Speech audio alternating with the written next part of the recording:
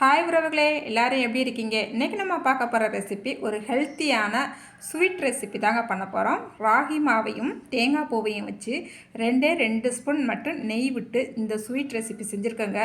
அப்படியே சாப்பிட்றதுக்கு நெழுன்னு தொண்டைக்குள்ளே போகிறதே தெரியாதுங்க. அவ்வளோ டேஸ்ட்டாக அவ்வளோ சூப்பராக இருக்குங்க.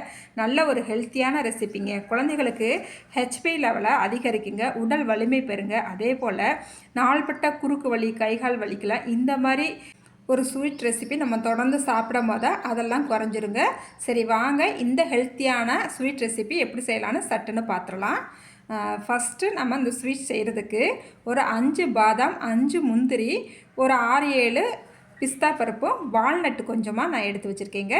இப்போ ஈரம் இல்லாத ஒரு மிக்சி ஜாருக்கு இதெல்லாம் சேர்த்துட்டு நல்லா குறகுறப்பாக அடித்து எடுத்துக்கலாம். வலுவலுன்னு அடிக்க வேண்டாம், இந்த அளவுக்கு நல்லா குறகுறப்பாக அடித்து எடுத்துக்கலாம். அதுக்கப்புறமா அதே மிக்சி ஜாரில் 2 சில் அளவு தேங்காவை சேர்த்துட்டு நல்லா தேங்காய் பூவாக நல்லா அடித்து எடுத்துகிட்டு வந்திருக்கேன். கொஞ்சம் குறகுறப்பாக இந்த அளவுக்கு அடித்து எடுத்துகிட்டு அந்த தேங்காவையும் அப்படியே வச்சிடலாம். அதுக்கப்புறமா இப்போ ஒரு பாத்திரம் அடுப்பில் வச்சுக்கலாங்க. இதில் 1 கப்புக்கு நாட்டு சக்கரை சேர்த்துக்கலாம், 2 கப்புக்கு தண்ணி சேர்த்துக்கலாங்க. தண்ணி சேர்த்துட்டு நல்லா கலந்து விட்டுக்கலாம். நம்மளுக்கு இந்த நாட்டு சக்கரை பாகு பதம்லாம் எதுவும் வர வேண்டாம். நம்மளுக்கு இந்த நாட்டு சக்கரை நல்லா கரைஞ்சி வந்தால் போதுங்க. இப்போ நல்லா கரைஞ்சி வந்துடுச்சு. இப்போ அடுப்பை ஆஃப் பண்ணிவிட்டு இதை மூடி வச்சிடலாங்க. இப்போ ஒரு கடாய் அடுப்பில் வச்சுக்கலாங்க. இதில் 1 ஸ்பூனுக்கு மட்டும் நெய் சேர்த்துக்கலாம், 2 ஸ்பூனுக்கு ரவை சேர்த்துக்கலாங்க. வறுக்காத ரவை தாங்க சேர்த்துருக்குறேன். ரவையை சேர்த்துட்டு நல்லா கலந்து விட்டுக்கலாம். நெய்யிலேயேவும் இந்த ரவையை நல்லா வறுத்து எடுத்துக்கலாங்க, வாசனை வர வரைக்கும்.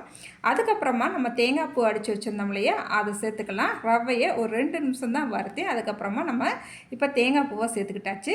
தேங்காய் பூவை சேர்த்துட்டு மறுபடியும் ஒரு 2-3 நிமிஷம் நல்லா வறுத்துக்கலாம். நல்லா தேங்காய் பூவிலேருந்து நல்லா ஒரு வாசனை வரும். நம்ம நெய்யில் வறுக்க அந்த தேங்காய் பூவோட வாசனை செமையாக இருக்குங்க. ஒரு 2-3 நிமிஷம் மட்டும் வறுத்துக்கலாம். அதுக்கப்புறமா நம்ம ஒரு 1/2 கப்புக்கு ராகி மாவு சேர்த்துக்கலாங்க. இது எல்லாமேவும் ஒரே கப்பில் தான் அளந்துருக்கிறேன். ராகி மாவையும் ஒரு 2-3 நிமிஷத்துக்கு நல்லா வறுத்துக்கலாங்க. நல்ல ஒரு வாசனை வரும். அதுக்கப்புறமா சக்கரை பாகு நம்ம ரெடி பண்ணி வச்சுருக்கோம் இல்லையா, அது நல்லா சூடாகவே இருக்கணும். இப்போ அதை நல்லா வடிகட்டிட்டு சேர்த்துக்கலாங்க. சக்கரை பாகு நான் சேர்த்துட்டு கலந்து விடும் போது நான் வீடியோவை ஆன் பண்ண மறந்துட்டேங்க. அதுக்கப்புறமா தான் நான் இப்போ ஆன் பண்ணி விட்டுருக்குறேன். இப்போ நல்லா கலந்து விட்டுக்கிட்டாச்சு. பாருங்கள், நல்ல ஒரு கெட்டித்தன்மை வந்துருச்சு. கட்டிகள் எதுவுமே விழுகாதுங்க. அதுக்கப்புறமா நம்ம அடித்து வச்சுருக்கோம் இல்லையா, பாதாம் நட்ஸ் எல்லாம் அடித்து வச்சுருக்கோம் இல்லையா, அதெல்லாம் சேர்த்துக்கலாங்க. சேர்த்துட்டு நல்லா மறுபடியும் கலந்து விட்டுக்கலாம். ஒரு 2-3 நிமிஷம் இந்த மாதிரி கலந்து விட்டுக்கிட்டால் போதும். அதுக்கப்புறமா இப்போ நம்ம ஒரு 1/2 ஸ்பூனுக்கு ஏலக்காய் பொடியும் 1 ஸ்பூன் நெய்யும் சேர்த்துக்கலாங்க. இது செய்கிறதுமே 10 நிமிஷத்தில் சட்டுன்னு இந்த ஸ்வீட் செஞ்சிடலாங்க. ஆனால் டேஸ்ட்டு சூப்பராக இருக்குங்க. சில குழந்தைகளுக்கு ராகி மாவில் நம்ம என்ன தான் பண்ணி கொடுத்தாலும் சாப்பிட மாட்டாங்க. இந்த மாதிரி ஒரு ஸ்வீட்டாக குழந்தைகளுக்கு பிடிச்ச மாதிரி செஞ்சு கொடுக்கும் போது குழந்தைகளும் விரும்பி சாப்பிடுவாங்க. இப்போ நம்ம ஒரு 2-3 நிமிஷம் நல்லா கலந்து விட்டுக்கிட்டாச்சு. நம்மளுக்கு இப்போ ஸ்வீட் ரெசிபி சூப்பராக ரெடி ஆகிடுச்சுங்க. அடுப்பு ஆஃப் பண்ணிக்கலாம்.